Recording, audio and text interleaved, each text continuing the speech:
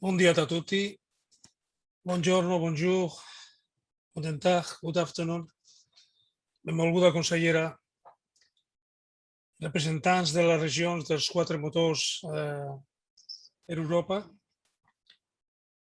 participants. Un any més celebrem el tradicional side event dels 4 motors per Europa en el marc de la presidència catalana dels 4 motors per Europa durant la Setmana Europea de Regions i Ciutat. Aquest any el dediquem molt especialment als reptes als que s'enfronta l'educació superior en el temps post-Covid i es presenten una sèrie de bones pràctiques i d'intercanvis entre els sectors universitaris de les nostres regions i països. Les sessions responen a les prioritats temàtiques de la Setmana Europea de Regions i Ciutats, que són cohesió, les transicions verda i digital, participació dels ciutadans, futur d'Europa. La presidència catalana dels 4 motors per Europa ha tingut com a eix vertebrador els 17 objectius de desenvolupament sostenible, així com el Pacte Verd Europeu. Però la presidència catalana dels 4 motors per Europa s'ha vist afectada, com tothom, com tots i totes, per la Covid-19. Hi ha un gran nombre d'europeus, moltíssims, milions, que són membres de la comunitat d'educació superior i que s'han vist afectats pels efectes negatius de la Covid-19 en una dimensió sense precedents. L'acte d'avui té per objectiu reforçar la nostra cooperació i buscar solucions en aquest nou escenari des de diversos punts de vista, de manera a poder contribuir al debat europeu de la manera més transversal possible. L'eix central de la nostra presidència volia precisament reforçar la resiliència econòmica, social i ambiental. Si la situació hagués estat diferent, haurien acollit aquest esdeveniment a la nostra delegació del govern davant la Unió Europea, que de tota manera us convido a visitar quan us desplaceu a Brussel·les. Com també us convido a seguir les diferents activitats de la nostra plataforma dels 4 motors per Europa. I sense més dilació, dono la paraula a l'honorable consellera Gemma Geis. Què fan? Ho pots explicar? Els 4 motors d'Europa, no sé, m'he apuntat una mica així sense saber. Hey, thank you so much for your works, Mr. Gorkanor, Kaixo. Good afternoon. It's a pleasure to stay with us this afternoon. Now I want to talk about this session. Delegat del Govern de la Unió Europea, Gorkaner, vicepresident del Bernia Roine-Alps, responsable d'Educació Superior, de Recerca i Innovació, senyor Yannick Neuder, senyor Alain Christian Risi, sotssecretari de Relacions en Delegacions Internacionals de Lombardia, senyor Hans-Jörg Wolf, cap d'unitat per la Unió Europea del Ministeri de Ciència, Recerca i Arts de Baden-Württemberg, distingits ponents, Uwe Vandenbroek i la senyora Anna Papanopoulos, benvolguts i benvolgudes representants de la xarxa Els 4 motors d'Europa de Catalunya, Baden-Württemberg, el Bernia-Roine i Alps, Lombardia i el territori associat de Gal·les.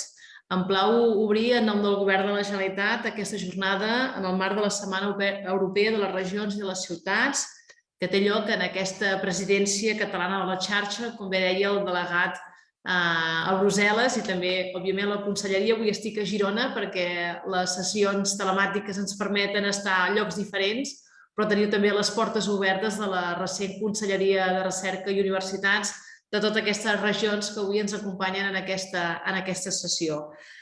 Vull felicitar els organitzadors per l'encert d'impulsar aquest debat sobre el paper de la universitat davant dels reptes que encarem a les regions europees i que com a societats ens hem de recuperar i fer més resilients. La presidència catalana d'aquests 4 motors per Europa, assumia per Llombardia el passat mes de setembre de 2020, se centra en els 17 objectius de desenvolupament sostenible de l'Agenda 2030 i del Pacte Verd Europeu. Avui que vinc de la Universitat de Vic, totes les universitats estan fent referència als seus rectors als compromisos amb els ODS. Per tant, les universitats catalanes, les universitats de Catalunya, estan plenament compromeses amb aquests 17 objectius dels ODS. El full de ruta marcat és més que una declaració d'intencions, és una estratègia ferma per transformar mitjançant el coneixement i reforçar la resiliència de les nostres ciutats. El Departament de Recerca i Universitats, que tinc l'honor d'encapçalar, he vist abans que m'acompanyava també el director general de Transferència al Coneixement, com a govern de la Generalitat estem absolutament compromesos en reforçar aquesta transferència, aquesta recerca a la societat, i hem construït el departament amb més de 20 propostes sorgides del govern de la Generalitat, amb 2 accions dirigides a reforçar la cooperació interregional i impulsar la competitivitat a la xarxa. I una d'elles és aquesta jornada que estem inaugurant. Avui escoltarem diferents experts de cada una de les regions i de les 4 regions i de Gal·les per intercanviar experiències per trobar solucions als reptes que es plantegen en l'àmbit de l'educació superior i de la recerca. Els eixos del debat són la internacionalització, la implantació dels objectius de desenvolupament sostenible, la capacitació del talent, com a punt de partida per debatre com les universitats contribueixen a una societat més resilient, més empoderada i més preparada per fer front a aquesta transformació que ens ha suposat l'impacte de la Covid-19. Les nostres regions europees, membres d'una de les primeres xarxes europees de regions, avancen juntes des de l'any 1988, més enllà dels respectius estats membres, amb l'objectiu compartit d'impulsar l'economia i el coneixement, i especialment en els darrers temps i davant dels reptes compartits per impulsar la cooperació, la transformació, la cultura i la innovació social. Els imperatius de la doble transformació sostenible i digital han de prendre especial rellevància en un territori que reconeixen com a líders del coneixement i el talent en el marc de les regions europees. En aquest sentit, vull remarcar la potencialitat de les nostres regions que van juntes, que representen en 36 milions d'habitants el 9% del PIB europeu. A Catalunya hi ha 12 universitats, 7 de les quals públiques, 57 centres de recerca, 40 dels quals són cerca, i 3 grans infraestructures científiques singulars. Unes 51.800 persones treballen en l'R+D, més de 89.000 investigadors i investigadores. A més, tenim més de 217.000 estudiants de grau i més de 48.000 persones estudiants màsters i, a més, 17.500 persones cursant cursos de doctorat, i són dades d'un país actiu, d'un país motriu en coneixement que genera publicacions científiques a nivell d'alguns dels països europeus de la talla similar com Suècia, Dinamarca o Àustria. En alguns àmbits específics, com les ciències de la vida i la salut, tan rellevants per afrontar la crisi de la Covid, Catalunya se situaria en primera posició davant de països com Bèlgica, Finlàndia o Dinamarca. La capital de Catalunya és Barcelona, és una de les primeres productores de ciència a Europa i la 9ª ciutat en ciència a nivell europeu. La xarxa de centres cerca és la primera de l'Estat i la 7ª d'Europa en captació de fons europeus. Catalunya, amb un 8%, està per sobre de la mitjana europea de percentatge d'estudiants estrangers, amb un 7%, triplica l'europea en màsters, un 36% enfront un 13%, i supera també la mitjana d'Europa en nous doctors per 1.000 habitants, un 2,37% enfront al 2%. Són algunes de les dades que parlen de l'atractiu de Catalunya en coneixement. A més, ara hem recuperat com a govern de la Generalitat la Conselleria de Recerca i Universitats, i això demostra en política els fets que aquesta vegada sí que el govern de la Generalitat entén com el motor del coneixement i la recerca com una de les polítiques cabdals del govern de la Generalitat. Catalunya i les regions caminem juntes en aquesta xarxa, tota Europa i tots els territoris a nivell global, per sortir d'aquesta crisi convençuts que el coneixement ens dona les eines i ens marca el camí per afrontar els reptes. Reptes que coincideixen amb la crisi social, però també a la crisi climàtica, però també en aquestes crisis que provoquen transformacions de caràcter social. Voldria destacar en aquest sentit dos aspectes clau. Primer, el paper de les universitats en una societat més preparada, resilient i empoderada per contribuir als reptes socials de l'etapa post-Covid. Els projectes de les universitats catalanes en empreses d'internacionals europees responen a aquest compromís i són un element que anirem treballant al llarg de la jornada d'avui i que culminarà amb la presentació de la senyora Anna Papadopoulou. Segon, l'enorme capacitat de captació de fons europeus de les institucions de Catalunya i de col·laborar amb altres territoris per incrementar la competitivitat i l'impacte global del coneixement.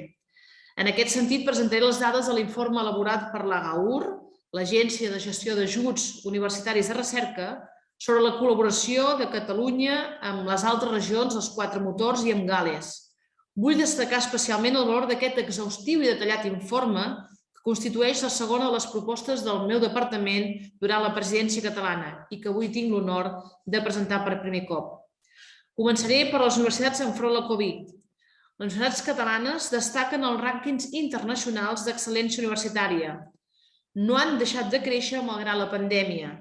3 de les nostres universitats del nostre país, la Pompeu Fabra, la Universitat Autònoma de Barcelona i la Universitat de Barcelona, se situen entre les 300 millors universitats del món i de les 150 millors universitats d'Europa. Però el més rellevant, el sistema universitari obté un elevat compliment i reconeixement en els objectius de desenvolupament sostenible. 3 universitats catalanes es posicionen entre les 100 capdavanteres del món en criteris de sostenibilitat. La Universitat Pompeu Fabra, en el lloc 29è, Universitat Autònoma de Barcelona, 35è, i Universitat Politècnica de Catalunya en el 99è lloc, segons d'Impact Ranking. Catalunya és el país amb les universitats que més assoleixen l'ODS també en reducció de desigualtats. Pel que fa al segon punt, la suma dels 4 motors per Europa, més Gal·les, han recaptat 5.070 milions d'Europa de l'Horizon 2020, més de 5.000 milions respecte als 9.400 projectes que s'han presentat, una tercera part dels quals en participació del Sistema de Coneixement de Catalunya. És rellevant perquè les regions dels 4M hem captat el 7,6% del total dels fons Horizon 2020 i hem participat en un 20,8% dels projectes finançats en aquest període. L'informe al qual em refereixo i que tindran a la seva disposició després de la jornada destaca quines entitats participen més activament en cadascuna de les regions en els seus projectes amb Catalunya i se'n destaquen bé les diferents temàtiques. Les TIC, la salut, el transport, l'energia són els àmbits on hem col·laborat més dins les 4 regions. I la col·laboració amb Gal·les destaca en els àmbits del clima, fabricació avançada i salut. Aquestes conclusions són molt rellevants perquè posen de manifest de dalt a baix les entitats troben socis de valor en els aspectes més punyents que generen els grans reptes de les nostres regions, de les nostres societats. Són també els valors que mouen l'actual Conferència per al Futur d'Europa i els temes claus d'aquesta Setmana Europea de Regions i Ciutats. El futur de la nostra col·laboració ha de passar per la cooperació en els elements de transformació de la societat, la innovació social, la col·laboració, la internacionalització i també la recerca i la innovació en les tecnologies que ens permeten encarar amb preparació i la resiliència de les nostres regions amb una mirada global.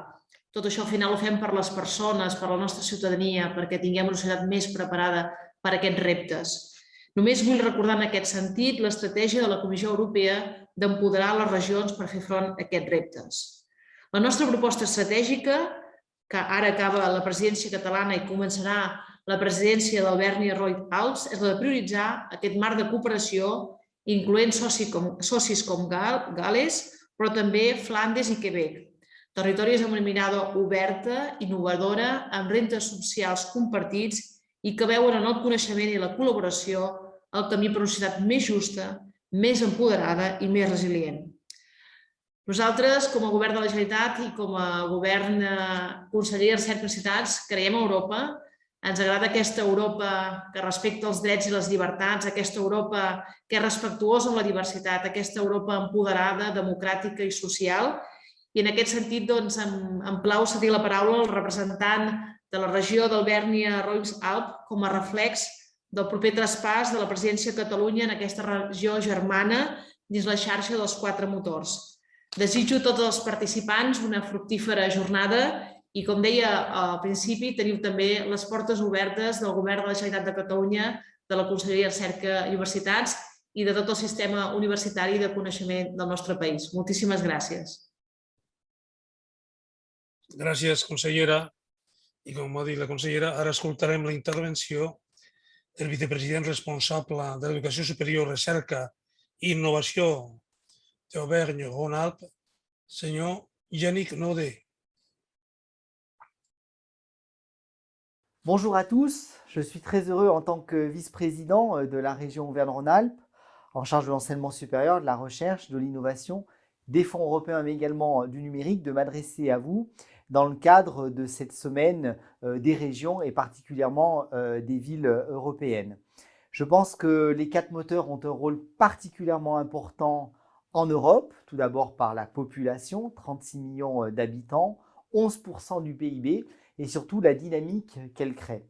La région Auvergne-Rhône-Alpes, comme les régions homologues, a un fort niveau d'investissement vis-à-vis de sa communauté étudiante, 380 000 étudiants que nous accompagnons dans, naturellement, leur scolarité, leur enseignement, mais également dans leur vie étudiante, avec leur culture, leur activité sportive, leur logement, leur alimentation, pour avoir des étudiants qui sont heureux d'être en région et de pouvoir apprendre. Naturellement, le Covid est passé par là et on a vu aussi beaucoup de modifications sur l'apprentissage, sur les nouvelles façons de e-learning, d'apprentissage à distance. Et je pense que tout ça doit, dans le cadre de nos innovations pédagogiques, rester important, rester à notre esprit. On doit aussi penser à toutes les évolutions, à toutes les fractures du numérique, à toute l'intelligence artificielle qui peut venir enrichir tous ces dispositifs. Et puis surtout, saluer toute l'innovation, tout l'engagement d'un certain nombre d'universités en région. C'est 16 sites d'enseignement supérieur en région Auvergne-Rhône-Alpes et particulièrement de très beaux projets comme les universités européennes où je crois que les porteuses de projets sont présentes. Je pense notamment à Hélène Courtois, je pense à Florence Vignolet, et je pense également à Brigitte Plateau qui ont toutes porté avec leurs universités de très beaux projets d'universités européennes. C'est vrai que l'enrichissement avec les autres pays d'Europe, avec les autres régions, la mobilité internationale reste un marqueur important pour notre région. Nous sommes la première région de France à envoyer nos étudiants à l'étranger. C'est près de 20 000 étudiants qui partent à l'étranger, 12 000 sur les dispositifs propres de la région et puis jusqu'à 20 000 étudiants avec les dispositifs Erasmus et Erasmus+. Donc vous l'avez compris, la région est partie prenante avec la Lombardie, la Catalogne, le Bade-Wurtemberg pour pouvoir échanger, mutualiser sur comment est l'enseignement dans nos régions, quelles sont nos politiques de recherche et d'innovation. Merci pour votre attention et à très bientôt.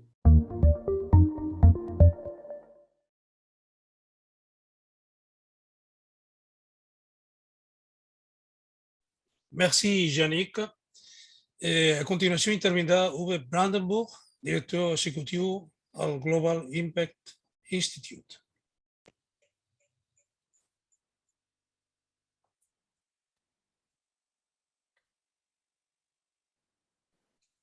Hello, everybody. I have a weird echo. Now it's gone. Can everybody hear me properly? Now it's okay, Uwe. Yeah. It's good. Good. And you can also see the presentation. Yes. Welcome. By the way, I really appreciated when I saw that there is now translation from all the different languages, so that that we all, also appreciate languages very much, because I think that is one of the issues that one always has to think about when it comes to disruptions.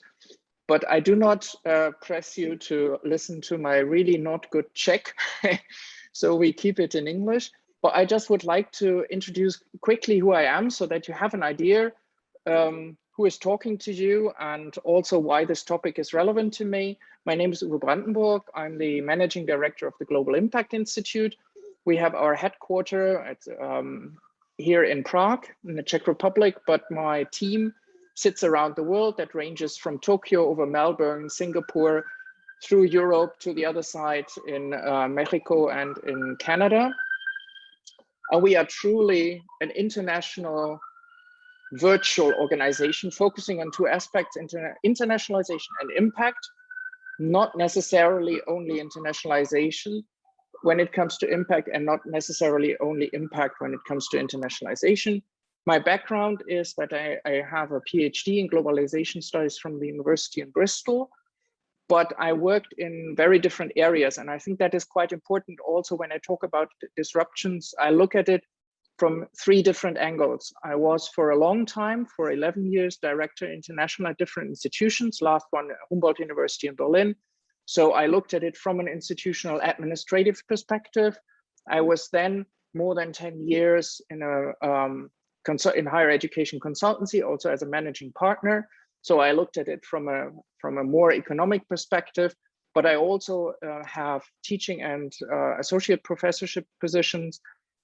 So I also do look at it from an academic perspective. And this is quite important because it is really a very different perspective that you take when you look at all these things. For today, I was asked to look at disruptive trends in internationalization in higher education for society and what that is basically to start with, and how it reflects also probably to your specific challenges in the different regions. So just as a starting point, of course, activities were always there. Universities always did internationalization also with sometimes a perspective on the regional community or something, but very sporadically in comparison to mobility activities and other internationalization. And particularly, it was never understood as a kind of a concept in itself, which makes it difficult for people to find others who do the same things. So for the DAD in Germany, we were asked in 2019-20 to do a study on this, develop the concept, give it a kind of theoretical background. So that is what I did as the team leader together with Hans de Witt, Betty Leskin, Elspeth Jones, whom some of you might know. They are quite active in higher education internationalization. Now we come to the disruptions. The first disruption, when you talk about internationalization and factually social engagement, is that it is often seen more as competitive concepts rather than cooperative concepts.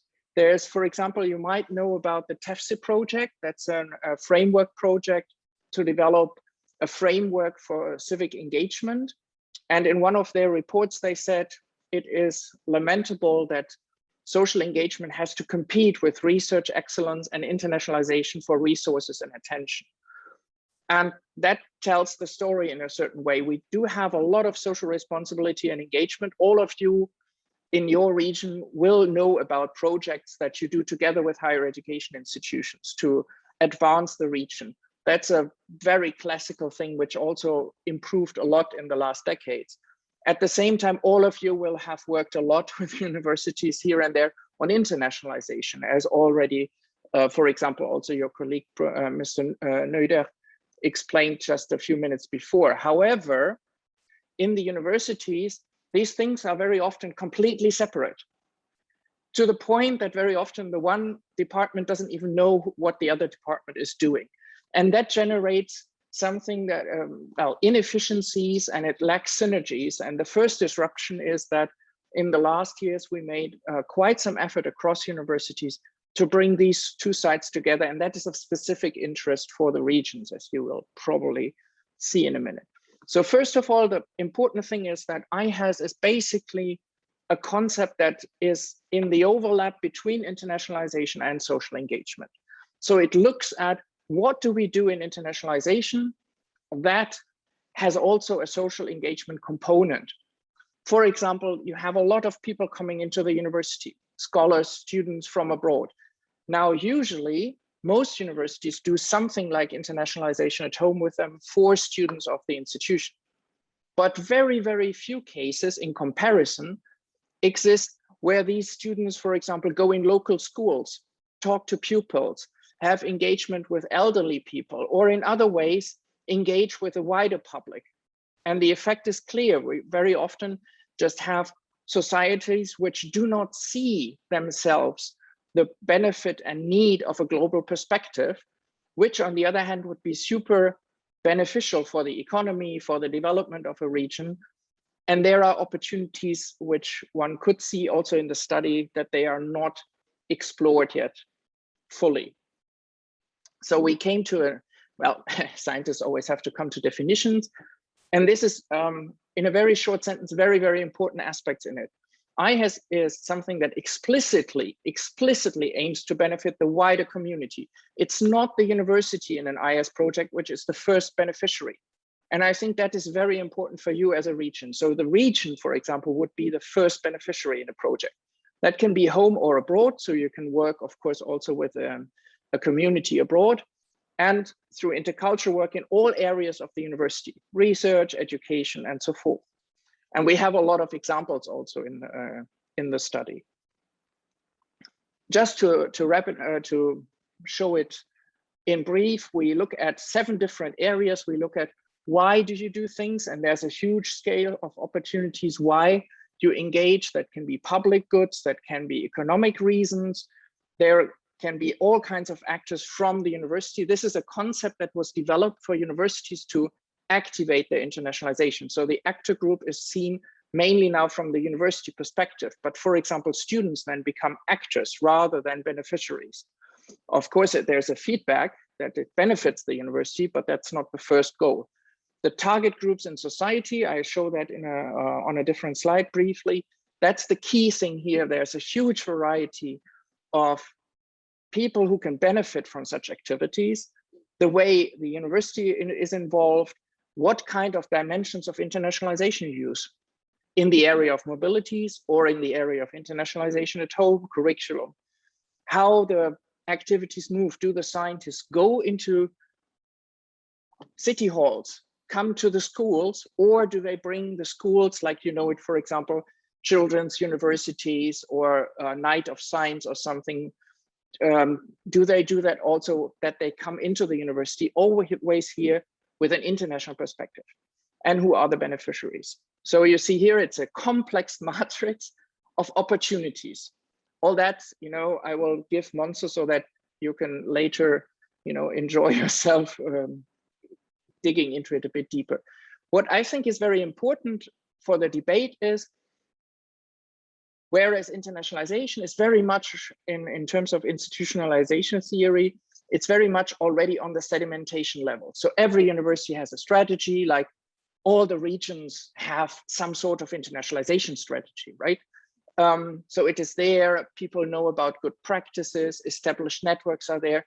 When it comes to the internationalization for the society, that's still totally on the innovation level, which means everybody's doing something somewhere, doesn't know what other people do. So there is no real kind of systemization, and it's basically reinventing the wheel all over the world again and again and again. But it also means, in a positive way, innovation is equaling disruption. So that's one of the first. But then we come to what I call disruption 2. And those are the global issues that are generating what I would call the new normal in internationalization. I look at it, of course, from the perspective of internationalization also for you.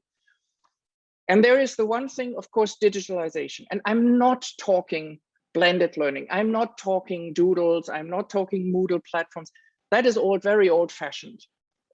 Zoom is very old-fashioned because basically we all are very aware that right now we sit in front of a computer, we can switch off the camera and get a coffee or something, right?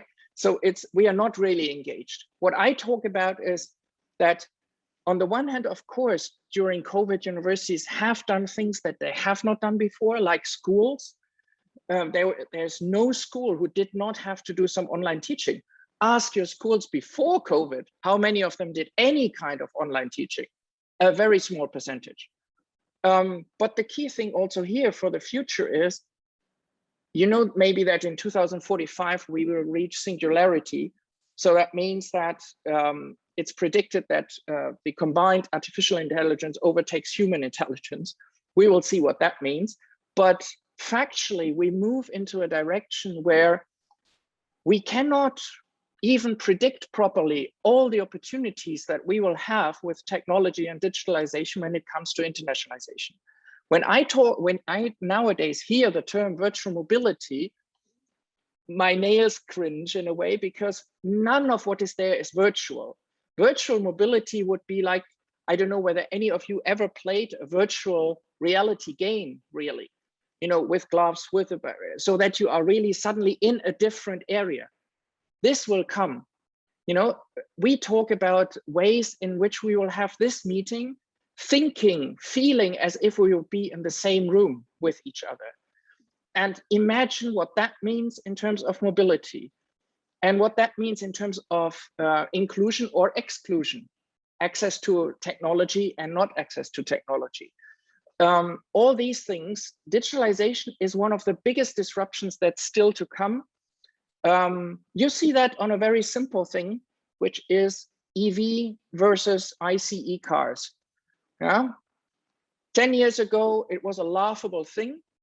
Nowadays, 50% of all information that you read is about the new EV cars and how that changes society, how that changes perceptions. And this is also one part of the digitalization that will enact with us. I come to that in a minute when it is about the environment. The other is inclusion and equity paradigm. And that relates also back to the last 1.5 years. We always saw inclusion and equity also in internationalization very simplistically. It was basically about people with lesser opportunities to participate in some mobility. That's totally not the point. There is much more to it, because it means that we have to see that also the virtual activities, the online activities, are not truly equitable. It's not that, and that has been shown in the last 1.5 years, it's not that we can assume just by going online, suddenly everything is much better accessible for everybody. It is in some ways, and it makes it more difficult in others. Students who have learning difficulties had substantially more learning difficulties in an online setting. There's substantial research on that. So it has its plus and minuses, but it basically means that we look at inclusion and equity in a much broader sense than we did 5 years ago. And we will look at it in an even broader sense in 5 years. And it heavily infects also in a certain way internationalization, because these are, for example, now the paradigms in Erasmus Plus applications, as you are also aware for you. So one of the other strong disruptions from society, the Sustainable Development Goals. Honestly, 10 years ago, universities very rarely even thought about them. Now you have networks who focus on it. Many of them are related to other aspects I want to briefly mention, which is green internationalization, sustainability, etc.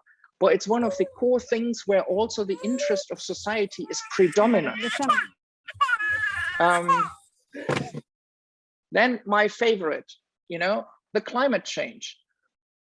For internationalization, this has a huge impact, and it doesn't only have an impact in terms of where do we send the students, do we send them by airplanes or something, also for us. How many of the meetings we do have to be in person? How many can be like we do them now? I think 2 years ago, Monzo would have approached me and said, can you fly over? We have a meeting, can you give the presentation? And now we learned that some of the meetings we can equally well do online. So we need to see that, of course, internationalization, also from the administrative perspective, has a huge impact on the climate. So we have a huge responsibility to deal with that. And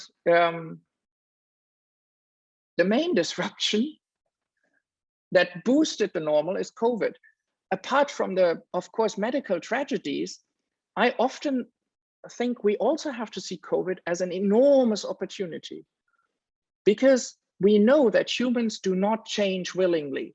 We change when we are pressed to change. That's because we are animals of habit. And have you seen how the canals in Venice developed within a few weeks because no tourists were there? So actually, we have to see that this can be a huge opportunity on digitalization, on the perspective of climate, on our whole concept of how we do internationalization, how important internationalization at home becomes.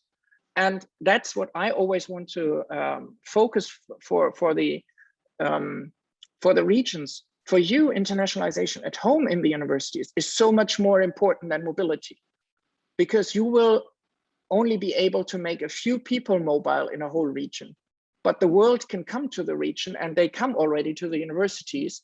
Sadly, most of the times they do not leave the university, except for living, of course, in the cities, but there is not that kind of engagement. So by the way, if you want to join in, that's a free conference we're doing, showing a lot of projects also from Spain and otherwise in the world.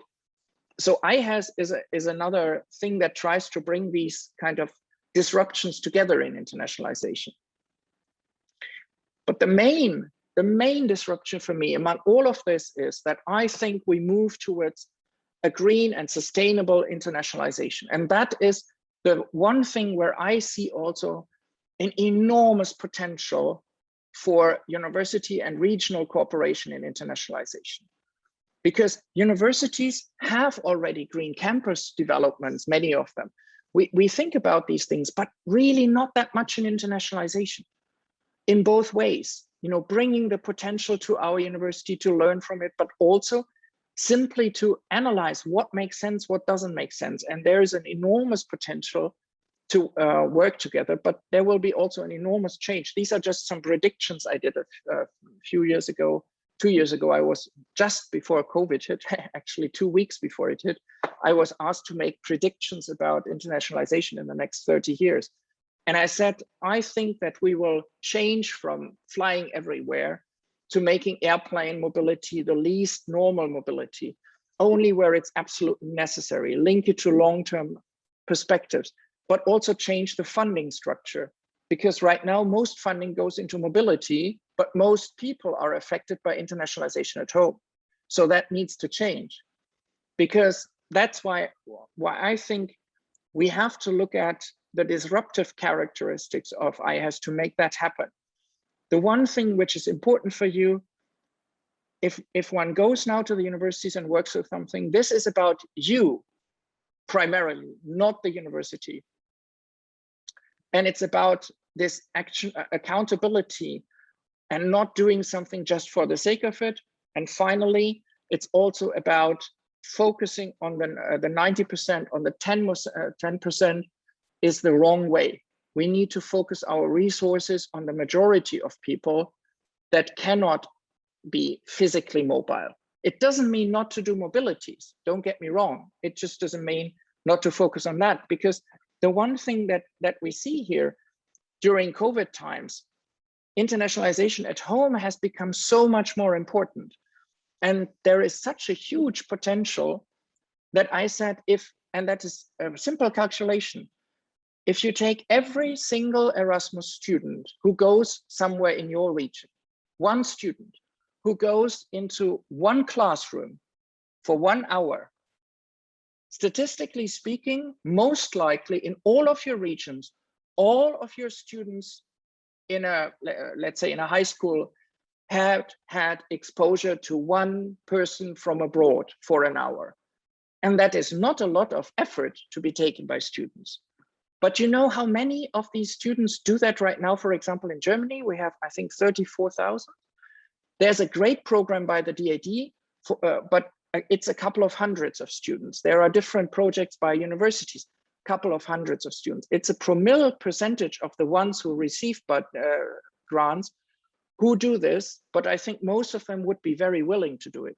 It's only an hour. And we are closing to the end of it. So the other disruption is that the internationalization can target so many people outside the universities, which we do not think about so much. When we did this study, these were all the different aspects that came up in different projects. That ranges from projects which took young female entrepreneurs in Latin America, and the university brought them together with marketing experts from their partner universities abroad to teach them how to sell their products in a different country, to pupils, to parents, to dealing, of course, a lot of universities had projects or have projects with refugees. So there's a huge kind of scope of disruptions in that area. The key thing is that, and that's where also the interaction with you will be important, the universities need to take bold and transformative strategic steps. And that is not that easy because of course they have a lot of other things to do. But it is absolutely, for me, it's absolutely crucial because the thing we see is also in the COVID development, we are very, very reluctant to step out of our comfort zone. Because that's, as I say, that's how the humans are just shaped. We are creatures of habit, but as long as we stay in the comfort zone, we cannot make the change happen that needs to happen now. And COVID has pushed us out of the comfort zone. So the universities are now in no man's land. The feet are between the magic and the comfort zone. And that's not by accident. Right now, that's where most universities are. And there is a tendency to go back to the comfort zone, to do what has been done before, because it was so easy, you know? And your interest as a region has to be to, you know, either push them a bit or pull them a bit towards the magic zone, because that's where your interest lies. So without further ado, I just want to close, because it's no accident that I talk here. But Monse and her team are a part of a brand new project where we combine NGOs, regional authorities from Catalonia and from Olomoucký Kraj in the Czech Republic, universities and organizations to test different approaches in different regional labs and to develop models on how this can be done, which are beneficiary to the NGOs, the regions, and the universities. It's a 3-year project. We're just finishing the first year in the moment. And we just had a very successful meeting yesterday and the day before. With that, I would like to close at this time. I'm sorry that I had to rush through it, but I promised 20 minutes, and these are 20 minutes. Thank you very much.